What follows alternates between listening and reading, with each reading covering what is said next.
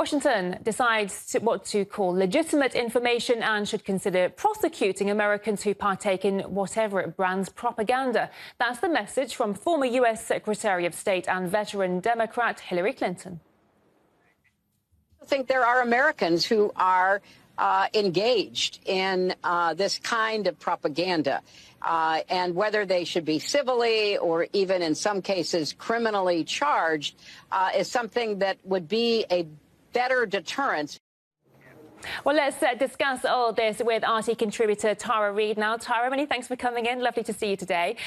First of all, what's your reaction to Hillary Clinton's suggestion there, especially considering she's a Democrat, quite obviously, and that party always claims to be standing up for freedom of the speech, freedom of the press?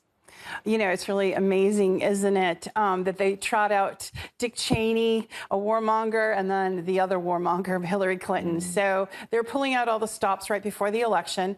And you know what also struck me, Nikki, was that it's the day after the attempt on Donald Trump's life that she's making these really inflammatory statements that's further dividing the country again. So if the Democrats want to be viewed as the party of unity, they're certainly not going about it the right way. And Hillary Clinton is also very hypocritical, since she was the one who made up the Russiagate narrative in the first place and used that playbook and got caught. The Steele dossier was false and revealed. And of course, Julian Assange exposed, Hillary's fraudulent activities to actually influence the election. And yet, Hillary Clinton remains super influential among the Democratic Party. So, having said that, how do you think her suggestion is going to go down with the Biden-Harris?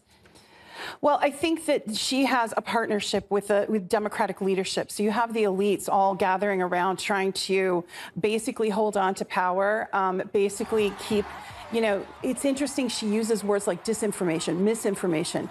That's a very subjective word. So, it's basically saying that their truth is the only truth. They're not listening to other voices, and certainly not to the voices of the American people.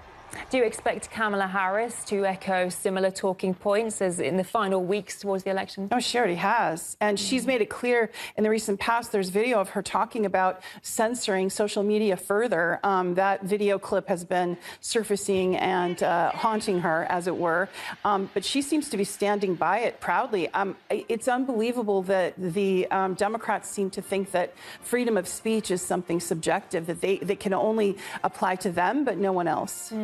You recently returned from the US. Can you tell us about the state of free speech there right now? I've never seen it any worse. I have to say, I've never seen people so scared. I mean, your average person, Nikki, is really scared to post their opinions online for fear of being tracked by the government, prevented from work, prevented, censored, or even, targeted by the government. So that's really something new to my experience in the United States, and it was really shocking.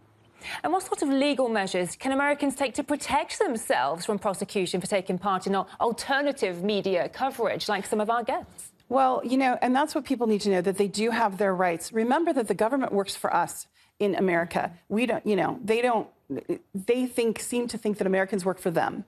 And we need to get it turned around. And as far as Americans go, Americans should be able to be on any alternative network they want. They should be able to express any opinion they want. That is really part of the Constitution. And so there is legal ways to fight this, because it is very flimsy what they're doing. And I think more and more discussions around free speech is going to be happening in the next few weeks. So what kind of response do you expect to Hillary Clinton's words there?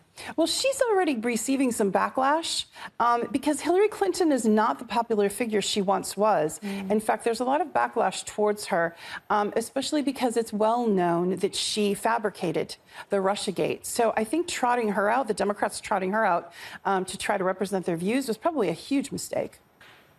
Tara, many thanks for coming in today. It's always nice to see you. RT contributor Tara Reid, thank you.